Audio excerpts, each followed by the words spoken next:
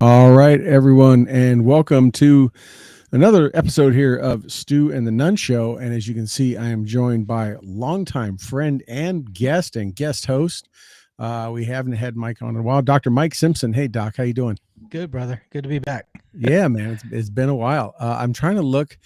I don't see any new accoutrement added to the shelves behind you. No, it's all the same. Yeah, pile of crap that I've never cleaned up. Here's a Christmas gift that didn't. So this is Jamie Kilstein's Christmas gift because we invited him to Christmas dinner and he had to cancel at the last minute. So and I haven't bothered to chase him down to give him his gift. I was going to ask, is that a gift from you or to you? No, it's from we invited because Jamie moved here to Austin. And I knew he didn't have any family, and I was thinking about it. It was like a week before Christmas, and I'm like, I bet Jamie doesn't have anywhere to spend. Nobody should be eating Christmas dinner alone in front of the TV. So I was like, hey, man, no pressure. Don't feel obligated, but if you want to come over. And he's like, yeah, man, I think I could probably do that. And then like 2 days out or a day out, he's like, oh, man, I'm so sorry. I'm not going to be able to make it. I hope you guys didn't make any special plans or anything. But we didn't want to invite him to dinner and have the whole family opening gifts and him not have anything. Yeah. Cause that would be like such a dick. I mean, he's an adult. It's, it's not like he's an 11-year-old, pissed off watching somebody else open up a PlayStation, but still, it's the thought of the thing. So I guess it's part of welcoming into your home. Yeah. Yeah. I guess we'll save that for him. Maybe next year, maybe he'll come over. So there you go. Yeah. No, but that's an old military move, right? The commander would, typically first sergeant or major would invite a couple single soldiers over that can't get home, that kind of thing. I think I had a squad leader do that with me once early on in my military career. I kind of remember going over to his house for Thanksgiving or Christmas, like 3 or 4 of us, It's one of those awkward yet appreciated things, right? Yeah. Because it's a little bit awkward, but at the same time you appreciate it. Yeah. And I think it goes a long way in the creditability bank account with that person that sure. you absolutely went out of your way and everything like that. And usually the family welcomes them with open arms, and they got the kids climbing on them before the day's out, and or they're helping them build a Lego set or whatever, right? It's like so good deal. Well, good bit getting you on. We're just going to kind of focus on one topic on this one. We're going to talk about a different topic in a different show, but for this one, it was roughly 3 years ago this month, right? In about 12 days, 3 years ago, it was our country locked down. And, we were at this time 3 years ago, we were all seeing on the news. We were hearing about some stuff out in California. I think there were some cases out in Washington. We obviously had seen all kind of news reports of China to the streets of Beijing being emptied and people being dragged into vans, being beaten because they didn't have a mask on and stuff. And we were just like, wow, what it must be like to live in a third world country. And I just remember thinking about like, what a shitty place to live when, they beat you up and haul you off to jail because you're not wearing a mask. how little did I know? Right. Yeah. And it wasn't, long after we've had you on a number of times. Like I said, we had you on in April of 2020, not long after when it really started taking hold that maybe we were going to need more than 2 weeks to flatten a curve. And talk to you. Toby and I brought you on and talked to you about, getting your expertise and knowledge about, like you had said then, you weren't a virologist, but you're smarter than the average bear when it comes to some of this stuff, and just talking about what this virus meant, where we thought, man. And I went back and rewatched it. And I'll put up in the comments on the show if we post it that, that link to that one. But I went back and it was like episode 197 or something. And it was just to hear us talk about just so much we didn't know, and a lot of assumptions and guesses and what we think, and just it's kind of like a look back in time. But I wanted to get you back on now that we've had the FBI come out and say, obviously the big stink for the longest time was where this came from. And I mean, we all knew it came from China, but was it accidental? Was it on purpose? Was it someone eating bats? What the heck was a wet market and all that? But now we kind of had the FBI, now the Department of Energy, interesting department of all, to do this. I guess they have responsibilities I wasn't really sure about or wasn't aware of, but they have both come out and said with some degree of certainty, I don't think any of them have said 100%, right? But with some degree of certainty that this, the COVID virus originated out of this lab. And I'm curious of what your take is in it now, and kind of hindsight, looking back, everything we've learned, where the signs on the wall, with being hidden for political reasons and this and that or whatever, or just kind of what your thoughts are on that. Yeah. Well, I don't think I can't imagine anybody was like just floored, like, just really just surprised, because it has been talked about early on. I think initially when I heard the story, it was one of those, wow, it is kind of weird that there just happens to be a virology lab in the same town, but there's also a wet market. And and I talked about this before, Ebola, the Ebola outbreaks have come from eating, what they call bush meat, right? So improperly, wild animals that aren't typically what you would consider, what you and I probably wouldn't consider edible, killed and, hung up, just like, people used to do hundreds and thousands of years ago, as opposed to refrigerating, and then bought in an open air market. We know we've had Ebola outbreaks. We've had outbreaks of other diseases from that.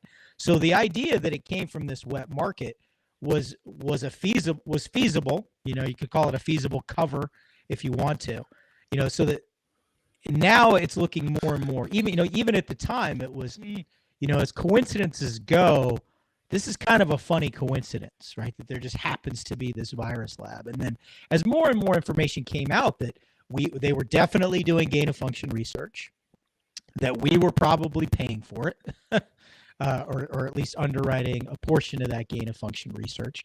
Then we were kind of at this point where there's at least a 50-50 shot that it did come out of the lab, but getting them to admit that, they're gonna be full court press covering their tracks at this point. The question that I got asked pretty early on was, I got somebody emailed me or messaged me a link to some opinion piece, a white paper, from some virologist that I'd never heard of, and it basically said that because of some certain PCR sequences in the virus, they were convinced that it had to be man-made. And in reading through it and sharing it with some colleagues who were a little bit smarter in this area than me, there wasn't really a there. There wasn't the basis that they were using to say this was 100% engineered wasn't a good basis. So I think what they were doing is they took the same hunch that everybody else had, that you and I had, and then they kind of did some data dredging to find something that supported that. Because originally, as it was pitched to me, and this was really, really early on, like in the first couple of weeks, somebody said, well, it's a bioweapon. And looking at the initial cases, and really all we had to go on at the time was Italy. I was like, well, if this is a bioweapon, it's not a very good one, because it's not killing all that many people. And really, because ideally what you want in a bioweapon is something that's really, really infective, which COVID is pretty infective, right? It's more infective, especially that first version. Especially alpha, yeah. Right? It was right. like 2.5 as opposed to 1.2 something, which is what the flu is, right? Meaning on average, you're going to infect 2.5. You get it, you're going to infect 2.5 people on average. And I'm oversimplifying a little bit, but that's basically what that infectivity number means. I'm like, well, if you're gonna engineer a weapon, you want it to be really, really infective, and then you want what we call a slow burn. You want a long period of time of you want to be asymptomatic, but shedding, what we call viral shedding, to go on for a long time. So you're just walking around and you got maybe a little tickle in your back of your throat, but you don't have a fever yet, but you're just infecting everybody, right? Right. And ideally what you want out of some type of weapon like that. I mean, there's two different ways you can do a bioweapon, right? You can do, we release it in an airburst over you and it kills everybody within, 48 hours, or we release it into a population, and by the time they even realize it's a thing, it's already spread through millions of people and millions of people are dying. And I'm like, it doesn't reach that criteria to me as a bioweapon. Now, in retrospect, I'm gonna go back and say that I was wrong in that. And the reason I was wrong, I mean, I was right in all the things that I said, but I was thinking very much from a conventional warfare bioweapon point of view. What I was tactical, short yes. Short period attainment of goals and just like quick hit, wipe people out, yes. that kind of stuff. Okay, right. Gotcha. That's what right. I thought. Yeah. And see, ideally in something like that too, you want it to, you want a very high death rate instantly, like very quickly. Yeah, because what you want is all those people to die, so that if you're then going to move in, like let's say that Hitler had this weapon and he released it into England, right? Well, you want it to kill a lot of people, but then you want to be able to go in and it's gone now, right? Right. And I'm like, well, this doesn't have any of those things. But what I failed to realize, and this I wasn't thinking 21st century. And 21st century warfare is things like cyber warfare. So the idea that if let's say that this was purposeful, not a lab leak, let's say this was a lab release. Yeah. It would have been a good idea, because it absolutely crippled our fucking economy, right? Right. So if that's the end goal, then this is an amazing bioweapon, because they scared the shit out of everybody. They caused a lot of internal dissension in the U.S., people turning against each other, right? A lot of political turmoil, a lot of civil unrest. They certainly achieved that.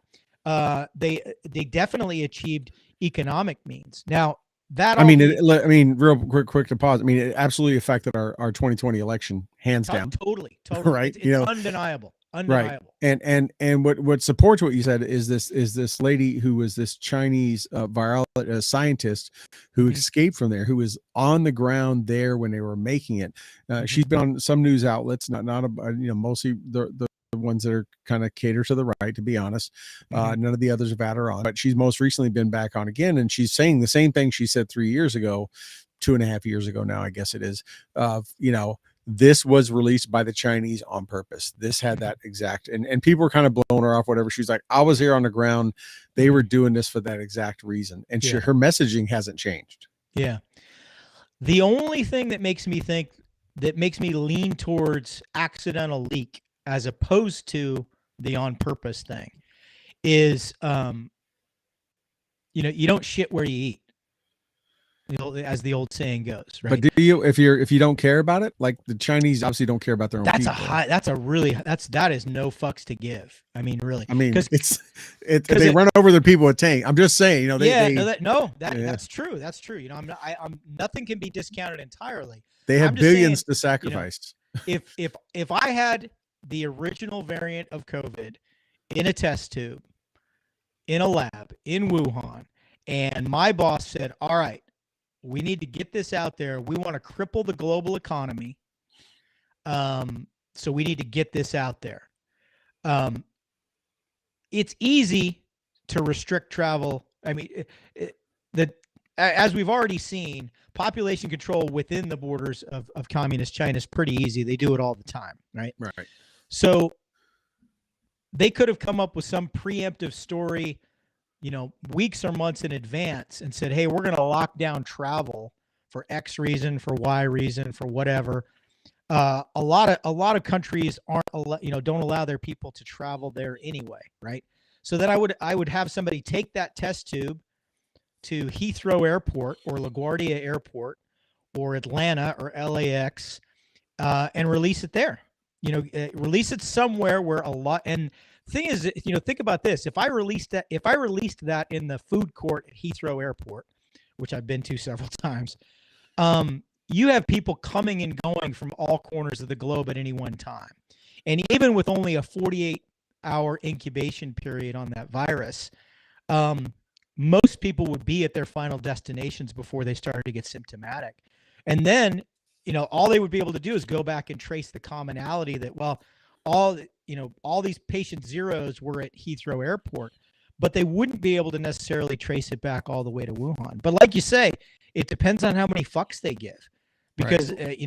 Xi has demonstrated multiple times that he really doesn't have any fucks to give. I mean, he regularly, my favorite example of him just absolutely giving the finger to Joe Biden is Joe Biden has an afternoon press conference one day, and somebody says to him, well, you and Xi are old friends. Why don't you appeal to him on this basis? And he goes, no, we are not old. We're absolutely not old friends.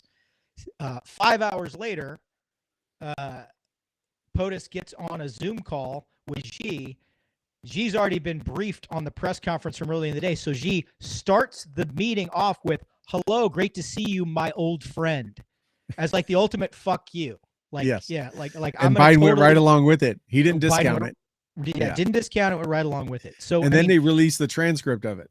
Yeah.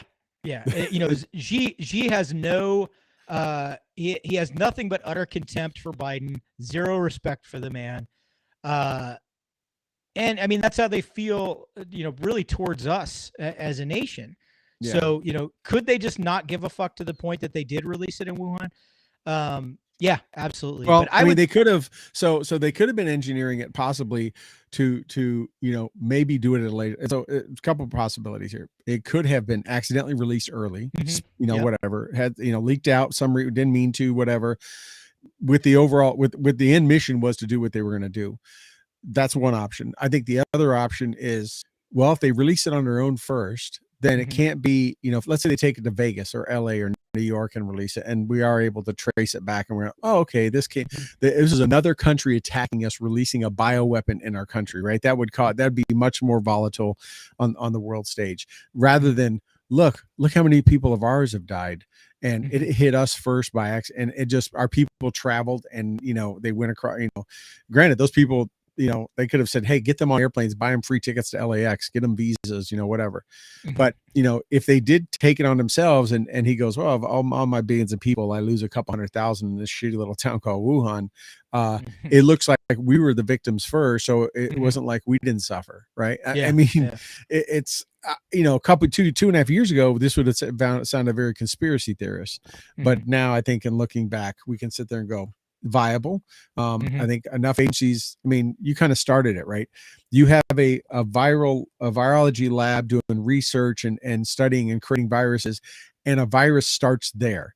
I mean, it's a duck. It's walking, talking, smelling, everything like it's a duck, right? So I think it was pretty clear cut from the get-go that it was made, and it went from a wet market, which, by the way, I found out later, wet markets are typically, the name is associated with seafood markets, like we see at the pier in San Francisco, or in some of those markets in Japan. Those are wet markets.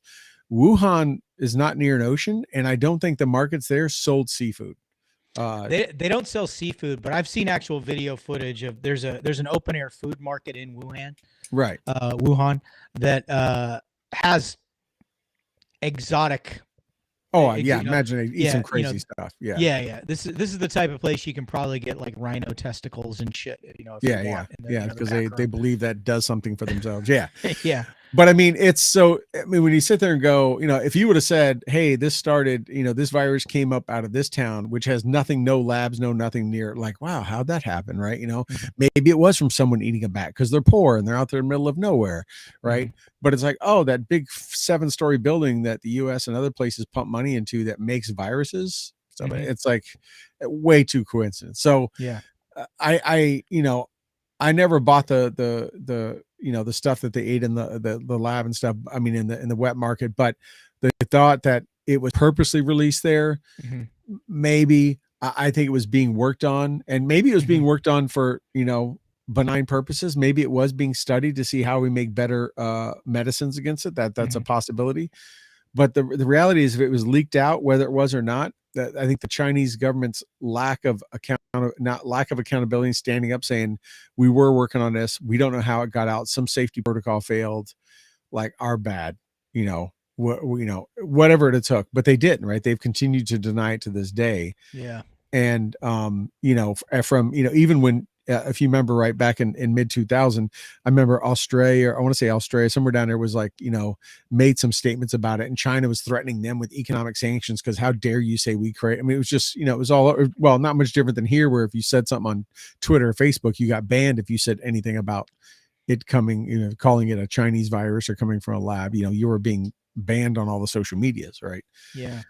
You know, the most, one of the unfortunate side effects, you know, because people weren't allowed to say that, right? Because the people had their accounts banned and or shadow banned for saying things like, oh, this leaked from the lab. This is calling it the Wuhan virus, saying it leaked from the lab, saying this was a bioweapon. You know, people were pushed down in the algorithms on social media. People were outright banned. People were laughed at. You know, their opinions were boo-hooed. Called everything from a racist to a, you know, this or that, whatever. Yeah, a wacky conspiracy theorist. Now the problem is that a lot of the people that were when you silence people that are later found out to, they're later vindicated, right? Unfortunately, there are a lot of things that are getting said that are fringe kooks. Well, now all the fringe kooks that were saying, you know, whatever, we got this from alien DNA, right? Now they feel vindicated, right? So it's, you know, I see all these things about, well, there were 187 conspiracy theories have been proven to be true. And it's like, well, no, they haven't. It's like, you know, really about 5 of them have. There's still a lot of conspiracy theories out there, you know, like, oh, they're suppressing hydrochloroquine, or they're suppressing ivermectin, or all this other stuff. There's a lot of these conspiracy theories haven't borne any fruit, but people feel, you know, it's like you're all in or you're all out. It's like, because that one conspiracy theory is now showing some merit, well, now all the conspiracy theories show merit. So we were right about everything all along. Well, let me ask you this: do you think between some of them bearing fruit and now realizing they're probably valid, and the government's either both lack of transparency and their willingness to try to suppress speech and things like that, do you think that adds fuel to the fire to people that maybe normally would not believe this and think, well, shit, I mean, you know, they said this, and no, you know. it absolutely does. And see, that's, I've said from the beginning, you know, don't silence anyone, you know, debate them about it. So I'll give you a great example. So yesterday, somebody that I follow on Instagram posted a link, and it was a fringe tinfoil hat theory about how basically if I were vaccinated and in the same room with you, you could catch the vaccine from me, right? That somehow mRNA can travel through the air and go into your body, right? And I'm like, okay, that's completely impossible. And I looked at the paper that he was talking about, and it's like, this paper actually got retracted. Like, it's not even a valid study. So then he started throwing some other stuff at me. And so I'm like, okay. So I read what he sent, and I sent back a rebuttal. And I'm like, here are all the things that are just scientifically completely wrong in this, right? Like, I don't want this silenced. I don't want somebody to go, oh my God, get this out of there. I welcome this because I can point out what's wrong with it. Right. You know, it's like, the recent, DeMar Hamlin thing. I did multiple posts on that, showing videos of, why this is commotio cordis, why this is not, clearly did not have myocarditis. He had no symptoms of myocarditis. This was commotio cordis. He could have had some things that predisposed him to that, COVID and otherwise. Like literally drinking a Red Bull before the game could have predisposed him to that. But I don't want any of these voices, no matter how crazy they are, I don't want any of these voices silenced. Because the more, I've gone on the record of saying this multiple times, Malone and McCullough are narcissistic whack jobs who are both on the verge of bankruptcy pre-COVID. Now they're rolling in the fucking dough and they're flying on private jets. And who are they, just for our viewers? I get them confused. One of them is a cardiologist who says he's an epidemiologist, which is true, but he's an epidemiologist who studies cardiovascular disease, not who studies viruses, right? The other one is a PhD MD who worked in the early days of developing some of the, he worked in the lab where they developed some of the forerunner, the research that came before the direct development of the mRNA vaccine. The claim that he makes is he invented the mRNA vaccine, which is pretty funny because if that were true, he would be making millions from Pfizer and Moderna because he would own the patent on it, which he doesn't. So it's completely untrue. But both of these guys came out early on. They said a lot of pretty outlandish shit. 90% of what they said was bullshit. 10% might have had some merit. The problem is they worked really hard. I think they both got deplatformed on social media. So what happened when they got deplatformed on social media? They started getting $20,000, $30,000, $40,000 a pop to go on podcasts and to speak before small audiences. So with nobody to debate them, because by the way, I've invited both of these guys on my podcast. I'm like, come on, we'll talk about the science. And both of their handlers in both cases said not only no, but never contact us again. So they just patently refuse to come on and debate anything. They'll only go up before they're basically a flip side of the coin from Fauci. You know, Fauci will not go. Anybody who disagrees with him, who has any type of scientific chops, he will not talk to at all. He won't go on a debate stage. He won't go on a podcast where he knows there's going to be a physician or a scientist with a view that is contrary to his. And these individuals got deplatformed, which was wrong, right? What should have happened was we should have got all three of these knuckleheads on a stage and let them fucking debate it out. All three of them would have ended up looking like complete idiots. And then we could have gone back to business as usual. So yeah, that's absolutely, so much shit about this was just done wrong on every level. I'm of the belief that, you know, for me, it's easier to believe that people are stupid than people are evil. So I think a lot of it was done with good intentions and just people were being idiots. Do you think that, or do you think the politics was driving it? I mean, obviously, it was such a. I mean, would have there been so much divisiveness if it wasn't an election year? You know? No, absolutely there wouldn't, and it definitely drove. Every time I asked somebody why they felt they couldn't go vote in person, COVID is what got brought up, right? Yeah. And I'm like, but you're going to the supermarket. And you're going all these other places, Home Depot and Walmart. Yeah, you're going to Home Depot. You're going to Walmart. You know, it's, you know, the irony that I had emergency medicine physicians complaining that, you know, the American College of Emergency Physicians conference, which draws, you know, thousands of people, got canceled. They're complaining about that. And then 3 weeks later, they're talking about how happy they are that they're going to vote by mail. And it's like, okay, so you were willing to hang out at the hotel bar for fucking 6 hours and get free drinks, but you're not willing to go stand in line for 40 minutes to vote. You know, somehow you think, you know, that is a little more dangerous than going to multiple airports, getting on a plane, staying in a hotel, going to the hotel bar, going to a convention center, talking to vendors. the hypocrisy was just absolutely palpable. Which, by the way, when you And stand in line to vote, you're still standing 6 feet apart.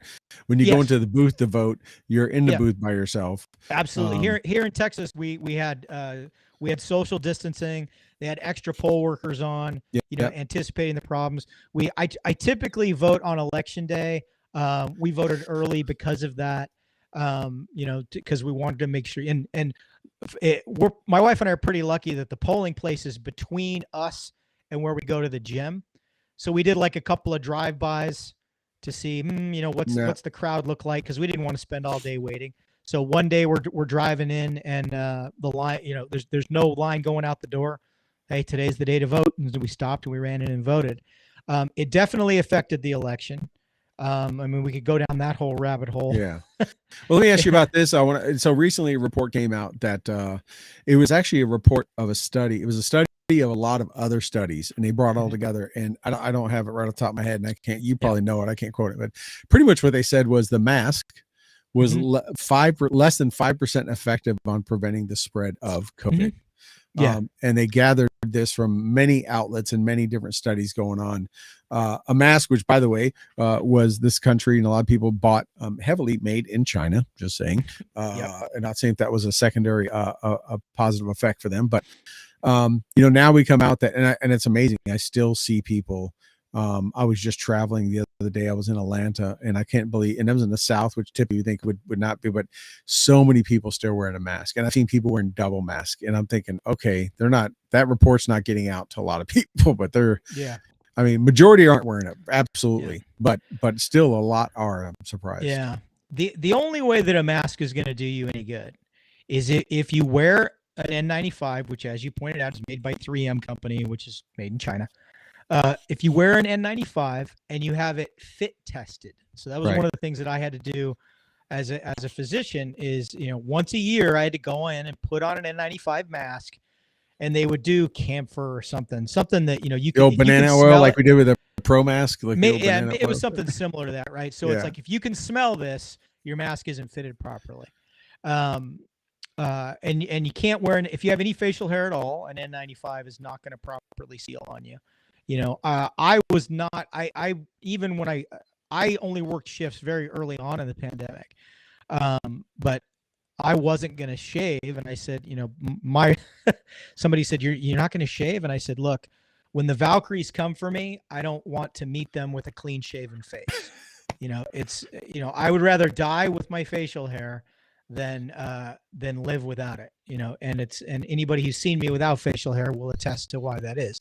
You would not be a good Muslim martyr. They like to shave exactly. Yeah, exactly. But the whole, everything, looking back on this 100 years from now, there's going to be college history courses just on COVID. Right. And they're going to talk about how we just fucked this up on literally every fucking level. And the mask at this point, especially if you're wearing the traditional cloth mask, that is the equivalent. During bubonic plague, people would tie a trout to their ankle because they thought that would keep them from getting the bubonic plague. Like, they would walk around with a dead fish. They'd run a strap through the gill and out the mouth, and they would tie it to their leg because there was a belief that would keep you from getting bubonic plague. It probably smells so bad, just keep people away from you. It's probably keep people away. Yeah. So you kept that. Basically, what it did is it kept other people with the plague away from you. But right now, the cloth mask is the equivalent to you're walking around with a dead trout tied to your. But it's even what's the equivalent to just make your own, use a bandana. Remember that? See, that was the thing too, is they figured out a lot of people were wearing the neck gaiters, and they said the neck gaiters were actually worse because you would aerosolize everything straight up in the air and basically make this cloud that would mist down on everybody else. Like, it was even worse than wearing no mask at all. Yeah. Or you had the face shield. My favorite was the clear face shield that was totally open on the bottom. Remember, Secretary of Defense Austin would like to wear that with him, and it totally open on the back, like the virus could not come up underneath. It had to just straight on. It was a level, kind of. It was like, what? Yeah. Like, you're wide open everywhere else. That's not how things work. Well, Lloyd Austin has never been accused of being intelligent. There we go. That's Ever. true, and that's a whole Yeah. other. That could be a whole So other show. But yeah, yeah, no, we it's. could I do was. we could do a whole show on how he got a silver star, how he put himself in for a silver star for riding in the for being asleep in the back seat of a vehicle while 5 vehicles away took small arms fire. We could talk about that. Well, But I mean, John Kerry can shoot a grenade, 203 grenade into a bag of rice and get a Purple Heart. Anything is yeah, possible, well, right? and shoot a wounded 11-year-old in the face Yeah, and, exactly. and get a medal for it. There you go. But yeah, so it is interesting, and as we look back and we hear about the study about the mask, the organizations are starting to come up and say, hey, it's from the lab. But like you said, when the crackpots a long time ago were saying things, and people, now that they're proven true, there also isn't any correction on page 6. Right, people just forget about it. Those reputations have ruined. The laughter, the late night comedy bits have already been made about them.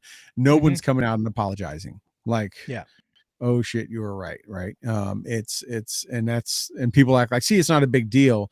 I think they don't get it. That's why when it happens, people say it's a big deal, because they know there's never going to be coming back and say, look, told you so. That just doesn't happen. Our country's moving too fast.